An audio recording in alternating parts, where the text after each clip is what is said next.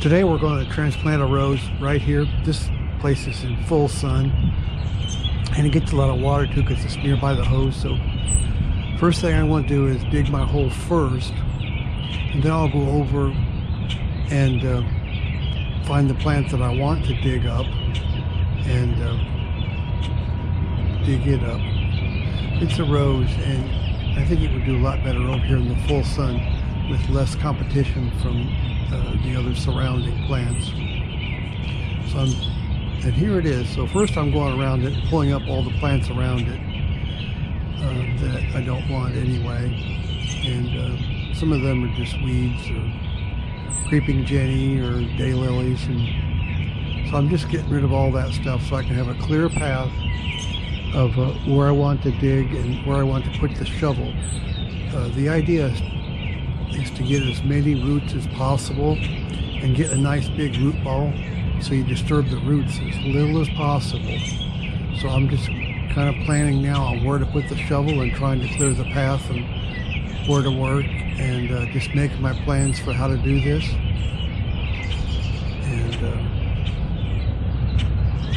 And once I get my plans made here, I'll decide where exactly I want to put the shovel. And because again, you want to get as many roots as possible without disturbing the root ball. So I try and pick it up with the shovel so the roots are disturbed as little as possible. The fewer roots you disturb, the greater the chance you have of this plant has of surviving. So decide where you want to put the shovel and then just dig.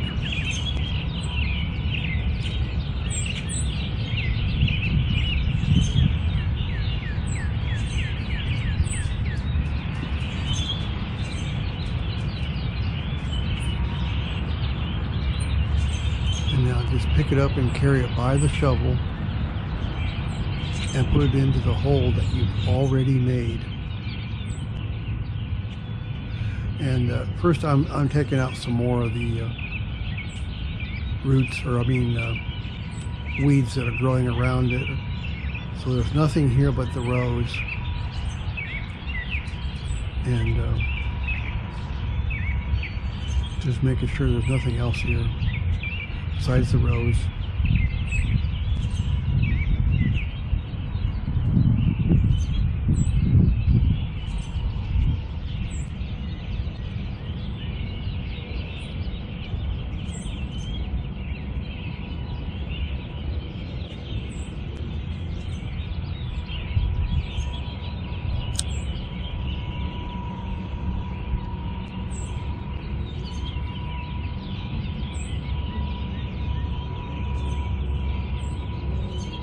Okay, now just put it right in this hole that we already made.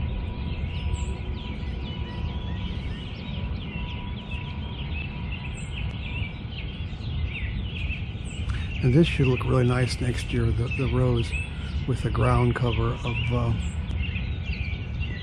moss roses around it.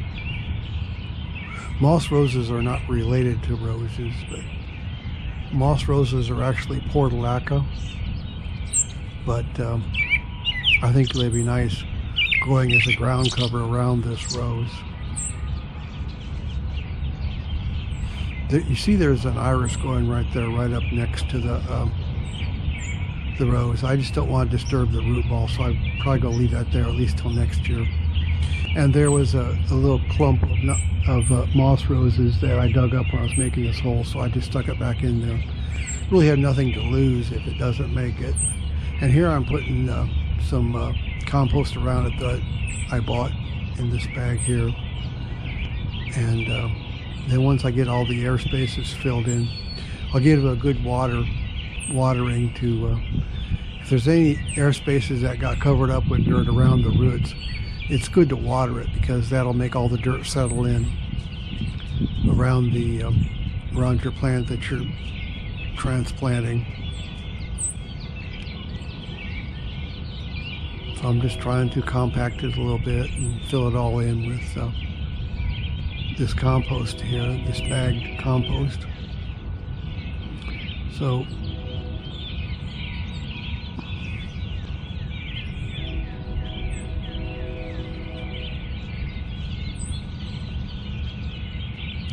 now I'm just watering it in really good and trying to get rid of any air spaces that are down by the roots.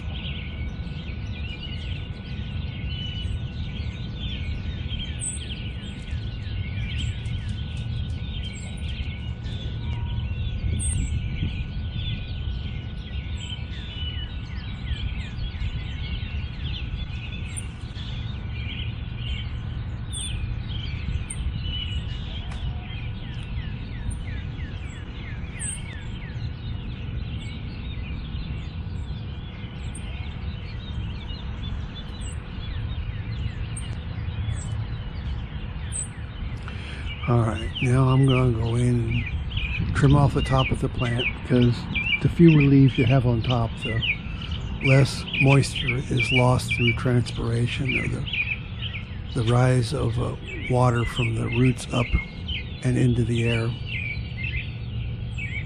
And so yeah, I'm just taking off some of the roots on top. I'm using some nice sharp pruning shears so there's no ragged cuts on your rows.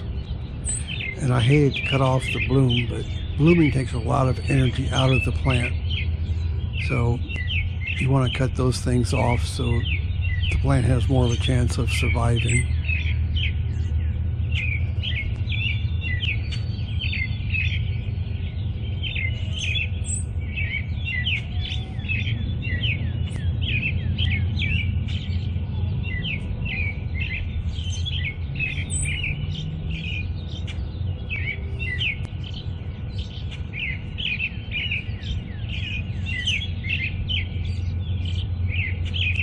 So here we go. We'll see if this has a chance of surviving after being moved on October 2nd here in Zone 5, when our frost date is usually maybe October 20th or so. So we'll be watching for this plant in the spring to see how it's doing, see how fall transplanting works. And so thanks a lot for watching, and please subscribe to this channel. And I'll talk to you next time. Thanks a lot. Goodbye.